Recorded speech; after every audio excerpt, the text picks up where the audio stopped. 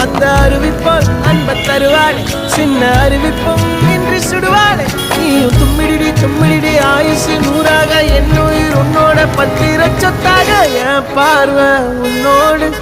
உன் பொம்மை கண்ணோடு பேசாமல் விண்ணோடு நாம் மிதந்து போவோம் காதாரா அடியானோ நான் தாங்க மாறோடு